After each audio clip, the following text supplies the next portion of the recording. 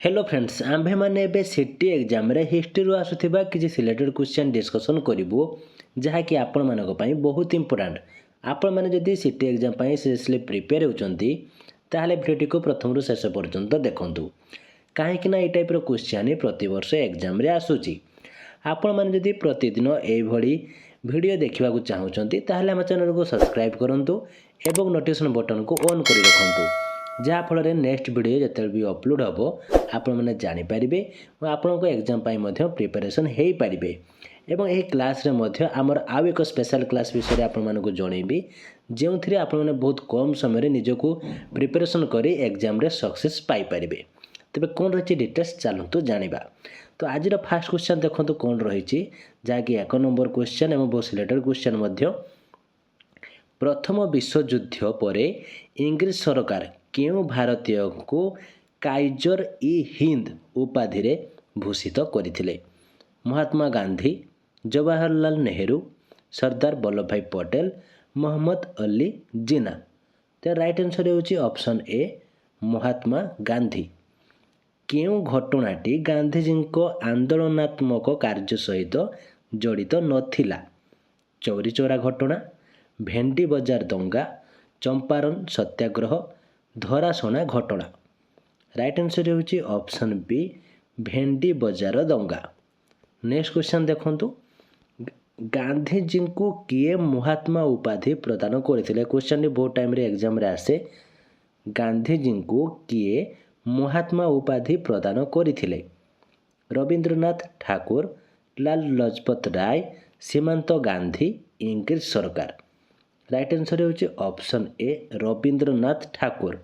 गांधीजी प्रथमे केउठारे सत्याग्रहर परीक्षा करथिले?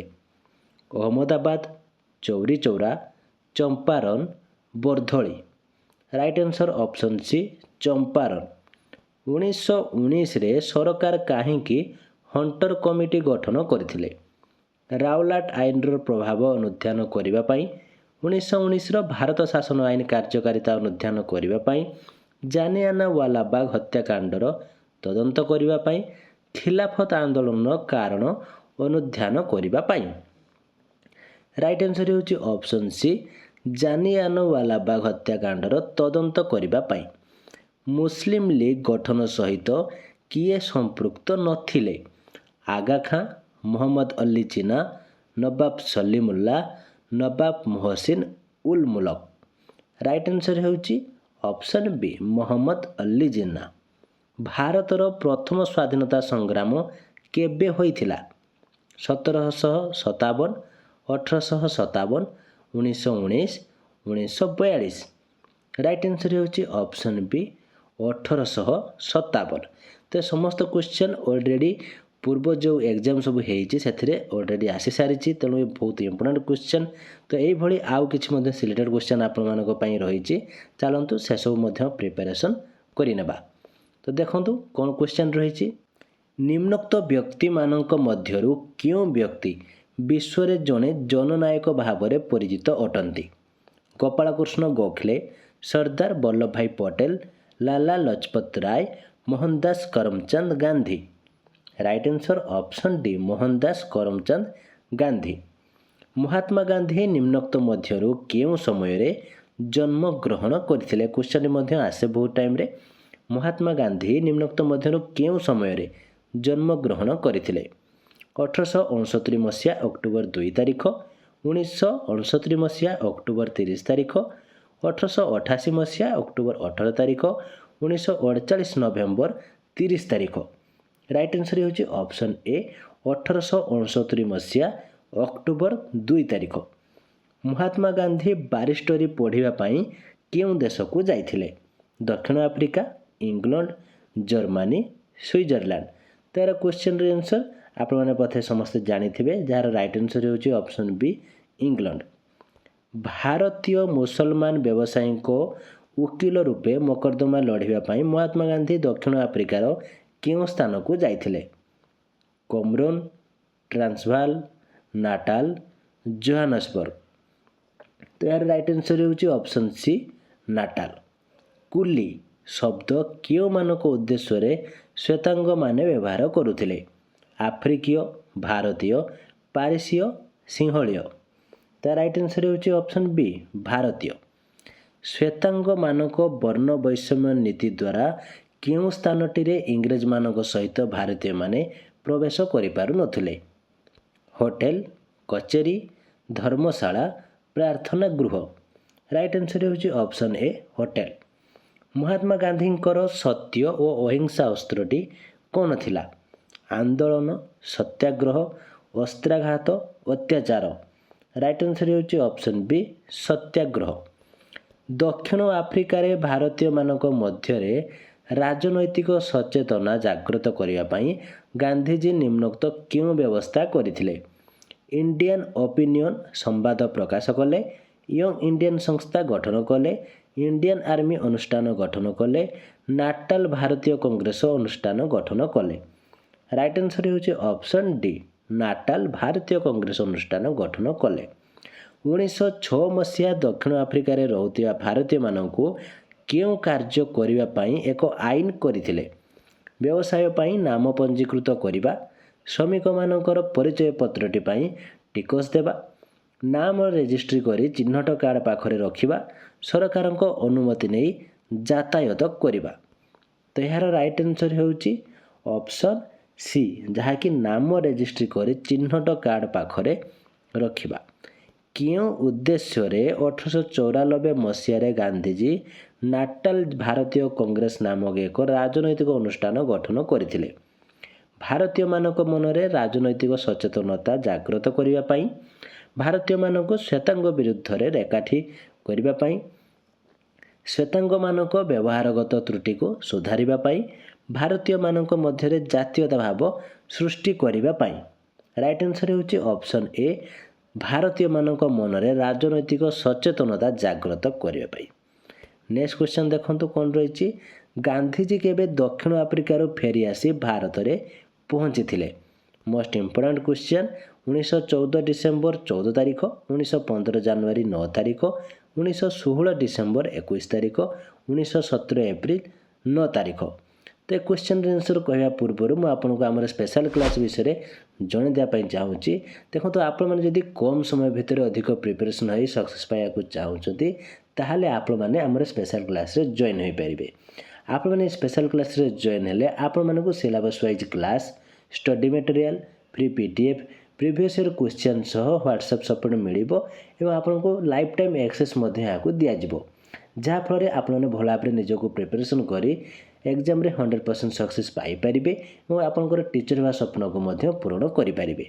ଏହି କ୍ଲାସ୍ରେ ଜଏନ୍ ହେବା ପାଇଁ ଚାହୁଁଥିଲେ ଦିଆଯାଇଥିବା ହ୍ୱାଟ୍ସଆପ୍ ନମ୍ବରରେ ଜଏନ୍ ଲେଖି ମେସେଜ୍ କରନ୍ତୁ, ନହେଲେ ଭିଡ଼ିଓର ଡେସ୍କ୍ରିପ୍ସନ୍ରେ ମଧ୍ୟ ଜଏନ୍ର ଲିଙ୍କ୍ ଦିଆଯାଇଛି, ସେଠାରେ କ୍ଲିକ୍ କରି ମଧ୍ୟ ଆପଣମାନେ ଡାଇରେକ୍ଟ ଜଏନ୍ ହୋଇପାରିବେ।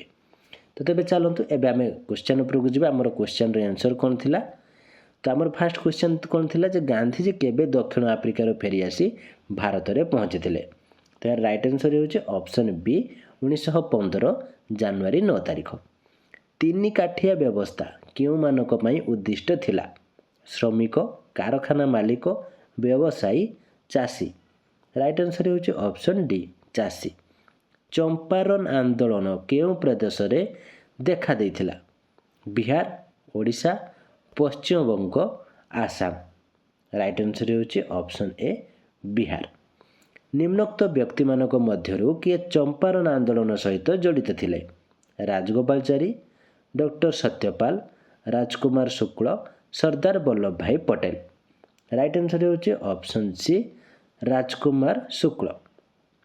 ନିମ୍ନୋକ୍ତମାନଙ୍କ ମଧ୍ୟରୁ କିଏ ଖେଡ଼ା ଆନ୍ଦୋଳନରେ ଗାନ୍ଧିଜୀଙ୍କର ସହଯୋଗୀ ଭାବେ କାର୍ଯ୍ୟ କରୁଥିଲେ? ସୁରେନ୍ଦ୍ରନାଥ ବାନାର୍ଜୀ, ଇନ୍ଦୁଲାଲ ଜାଗିଂ, ତେଜ ବାହାଦୁର ସାପ୍ରୋ, ଶ୍ରୀନିବାସ ଶାସ୍ତ୍ରୀ। ରାଇଟ୍ ଆନ୍ସର୍ ହେଉଛି ଅପସନ୍ ବି। ଗୁଜୁରାଟର ଖେଡ଼ା ଜିଲ୍ଲାରେ କେବେ ଦୁର୍ଭିକ୍ଷ ଦେଖା ଦେଇଥିଲା? 1916 ମସିହା, 1917 ମସିହା, 1918 ମସିହା, 1919 ମସିହା। ରାଇଟ୍ ଆନ୍ସର୍ ଅପସନ୍ ସି 1918 ମସିହା। ନିମ୍ନୋକ୍ତ ମଧ୍ୟରୁ କେଉଁ ସ୍ଥାନରେ ସର୍ଦ୍ଦାର ବଲ୍ଲଭ ଭାଇ ପଟେଲ ତାଙ୍କ ଆଇନ ବ୍ୟବସାୟ କରୁଥିଲେ? ଅହମ୍ମଦାବାଦ, ବମ୍ବେ, ରାଜକୋଟ, ଅମୃତସର। ରାଇଟ୍ ଆନ୍ସର୍ ହେଉଛି ଅପସନ୍ ଏ ଅହମ୍ମଦାବାଦ। ଅହମ୍ମଦାବାଦ ଠାରେ ଲୁଗାକଳ ମାଲିକମାନେ କେଉଁ ସ୍ୱତନ୍ତ୍ର ଭତ୍ତା ପ୍ରତ୍ୟାହାର କରିବା ଯୋଗୁଁ ମାଲିକ ଶ୍ରମିକମାନଙ୍କ ମଧ୍ୟରେ କଳହର ସୂତ୍ରପାତ ହେଲା? ଯକ୍ଷ୍ମା ବୋନସ୍, ପ୍ଲେଗ୍ ବୋନସ୍, ମହାମାରୀ ବୋନସ୍, ବାତ ଜ୍ୱର ବୋନସ୍।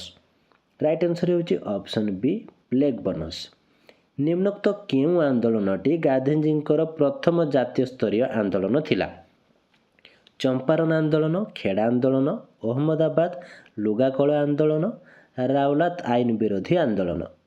ରାଇଟ୍ ଆନ୍ସର୍ ହେଉଛି ଅପସନ୍ ଡି ରାଓଲାତ ଆଇନ ବିରୋଧୀ ଆନ୍ଦୋଳନ। କେବେ ଗାନ୍ଧୀଜୀ ରାଓଲାତ ଆଇନକୁ ବିରୋଧ କରିବା ପାଇଁ ଏକ ସତ୍ୟାଗ୍ରହ କମିଟି କରି ସତ୍ୟ ଓ ଅହିଂସା ଭିତ୍ତିକ ଆନ୍ଦୋଳନ କରିବା ପାଇଁ ପ୍ରବର୍ତ୍ତାଇଥିଲେ? 1919 ଜାନୁଆରୀରେ, 1919 ଫେବୃଆରୀରେ, 1919 ଏପ୍ରିଲରେ, 1919 ନଭେମ୍ବରରେ। ରାଇଟ୍ ଆନ୍ସର୍ ହେଉଛି ଅପସନ୍ ବି 1919 ଫେବୃଆରୀରେ। ଗାନ୍ଧୀଜୀ ରାଓଲାତ ଆଇନକୁ ବିରୋଧ କରିବା ପାଇଁ ଦେଶବାସୀଙ୍କୁ ଗଣ ସତ୍ୟାଗ୍ରହ କରିବାକୁ ପରାମର୍ଶ ଦେଲେ? ଏମାନଙ୍କ ମଧ୍ୟରୁ କିଏ ଗାନ୍ଧୀଜୀଙ୍କୁ ଏହି କ୍ଷେତ୍ରରେ ବିରୋଧ କରିଥିଲେ? ଜବାହରଲାଲ ନେହେରୁ, ସୁଭାଷ ବୋଷ, ଆନି ବେସାନ୍ତ, ରବୀନ୍ଦ୍ରନାଥ ଠାକୁର। ରାଇଟ୍ ଆନ୍ସର୍ ହେଉଛି ଅପସନ୍ ସି ଆନି ବେସାନ୍ତ। ଅମୃତସରର ଜାଲିଆନାୱାଲାବାଗ ଠାରେ କେବେ ଏକ ବର୍ବରୋଚିତ ହତ୍ୟାକାଣ୍ଡ ଘଟିଥିଲା? 1919 ଏପ୍ରିଲ 13 ତାରିଖ, 1919 ଏପ୍ରିଲ 9 ତାରିଖ, 1919 ମାର୍ଚ୍ଚ 29 ତାରିଖ, 1919 ମାର୍ଚ୍ଚ 19 ତାରିଖ। ରାଇଟ୍ ଆନ୍ସର୍ ହେଉଛି ଅପସନ୍ ଏ 1919 ଏପ୍ରିଲ 13 ତାରିଖ। ଜାଲିଆନାୱାଲାବାଗ ହତ୍ୟାକାଣ୍ଡ ପାଇଁ କାହାକୁ ଦାୟୀ କରାଯାଇଥିଲା? General Lee, General Dyer, General Wing, General Matthews. ତ ଏ କ୍ୱେଶ୍ଚନର ଆନ୍ସର୍ ଆପଣମାନେ ସମସ୍ତେ ଜାଣିଥିବେ। ତ ରାଇଟ୍ ଆନ୍ସର୍ଟି କ'ଣ ହେବ ମୋତେ କମେଣ୍ଟ ବକ୍ସରେ ନିଶ୍ଚିତ ଭାବରେ ଜଣାଇବେ। ଠିକ୍ ଅଛି, ତ ଆମେ ଏବେ ନେକ୍ସଟ କ୍ୱେଶ୍ଚନକୁ ଯିବା। ଗାନ୍ଧୀଜୀଙ୍କ ନିର୍ଦ୍ଦେଶରେ ହୋଇଥିବା ତଦନ୍ତ ଅନୁଯାୟୀ ଜାଲିଆନାୱାଲାବାଗ ହତ୍ୟାକାଣ୍ଡରେ କେତେ ଜଣଙ୍କର ପ୍ରାଣହାନି ଘଟିଥିଲା? 370 ଜଣ, 580 ଜଣ, 1036 ଜଣ, 1200 ଜଣ। ତାହାର ରାଇଟ୍ ଆନ୍ସର୍ ହେଉଛି ଅପସନ୍ ଡି 1200 ଜଣ। ଇଂରେଜ ସରକାରଙ୍କ ବର୍ବରୋଚିତ କାର୍ଯ୍ୟର ପ୍ରତିବାଦ ସ୍ୱରୂପ ଗାନ୍ଧୀଜୀ କେଉଁ ଉପାଧି ତ୍ୟାଗ କରିଥିଲେ? Knight, sir, Kaiser i Hind, captain. Right answer option C Kaiser i Hind. ତ ଫ୍ରେଣ୍ଡସ୍, ଏ ସମସ୍ତ କ୍ୱେଶ୍ଚନ୍ ଆପଣମାନଙ୍କ ପାଇଁ ବହୁତ ଇମ୍ପୋର୍ଟାଣ୍ଟ ଏବଂ ବହୁତ ସିଲେକ୍ଟେଡ଼ କ୍ୱେଶ୍ଚନ୍ ମଧ୍ୟ। ଆପଣମାନେ ପୁଣି ଥରେ ଭିଡ଼ିଓଟିକୁ ପ୍ରଥମରୁ ଶେଷ ପର୍ଯ୍ୟନ୍ତ ଦେଖିଦିଅନ୍ତୁ ଏବଂ ଭଲ ଭାବରେ କ୍ୱେଶ୍ଚନ୍ ଆନ୍ସର୍ ଗୁଡ଼ିକ ପ୍ରାକ୍ଟିସ୍ କରିନିଅନ୍ତୁ, କାହିଁକିନା ଏଇ ଟାଇପ୍ର କ୍ୱେଶ୍ଚନ୍ ହିଁ ଏକ୍ଜାମ୍ରେ ଆସିବ। ଏବଂ ଆପଣମାନେ ଯଦି ଆମର ସ୍ପେଶାଲ୍ କ୍ଲାସ୍ରେ ଜଏନ୍ ହେଇ ନିଜକୁ ବହୁତ ଜଲ୍ଦି ପ୍ରିପାରେସନ୍ କରିବା ପାଇଁ ଚାହୁଁଛନ୍ତି, ତାହେଲେ ଦିଆଯାଇଥିବା ହ୍ୱାଟ୍ସଆପ୍ ନମ୍ବରରେ ଜଏନ୍ ଲେଖି ମେସେଜ୍ କରନ୍ତୁ। ନହେଲେ ଭିଡ଼ିଓରେ ଡେସ୍କ୍ରିପ୍ସନ୍ରେ ମଧ୍ୟ ଜଏନ୍ର ଲିଙ୍କ୍ ଦିଆଯାଇଛି, ସେଠାରେ କ୍ଲିକ୍ କରି ମଧ୍ୟ ଡାଇରେକ୍ଟ ଆପଣମାନେ ଜଏନ୍ ହୋଇପାରିବେ। ତ ଇଏ ଥିଲା ଆଜିର କ୍ଲାସ୍ଟି କେମିତି ଲାଗିଲା ଏବଂ ଯଦି କିଛି ଡାଉଟ୍ ଥାଏ କମେଣ୍ଟ ବକ୍ସରେ ନିଶ୍ଚିତ ଭାବରେ ଜଣାନ୍ତୁ। ଭିଡ଼ିଓଟି ଭଲ ଲାଗିଥିଲେ ଲାଇକ୍ କରନ୍ତୁ ଏବଂ ଆପଣମାନଙ୍କର ସାଙ୍ଗସାଥି ଯଦି ସିଟି ପାଇଁ ପ୍ରିପେୟାର ହେଉଛନ୍ତି ସେମାନଙ୍କୁ ମଧ୍ୟ ସେୟାର କରନ୍ତୁ, ଯାହାଫଳରେ ସେମାନେ ମଧ୍ୟ ନିଜକୁ ଏକ୍ଜାମ୍ ପାଇଁ ପ୍ରିପାରେସନ୍ କରିପାରିବେ। ଆପଣମାନେ ଯଦି ଆମ ଚ୍ୟାନେଲରେ ନୂଆ ଅଛନ୍ତି ତାହେଲେ ଚ୍ୟାନେଲକୁ ସବସ୍କ୍ରାଇବ୍ କରି ନୋଟିଫିକେସନ୍ ବଟନକୁ ଅନ୍ କରି ରଖନ୍ତୁ, ଯାହାଫଳରେ ଯେତେବେଳେ ଆମ ଚ୍ୟାନେଲରେ ଭିଡ଼ିଓ ଅପଲୋଡ଼ ହେବ ଆପଣମାନେ ଜାଣିପାରିବେ, ଆପଣମାନେ ନିଜକୁ ମଧ୍ୟ ପ୍ରିପାରେସନ୍ କରିପାରିବେ। ତ ଆଜି ପାଇଁ ଏତିକି। Thank you.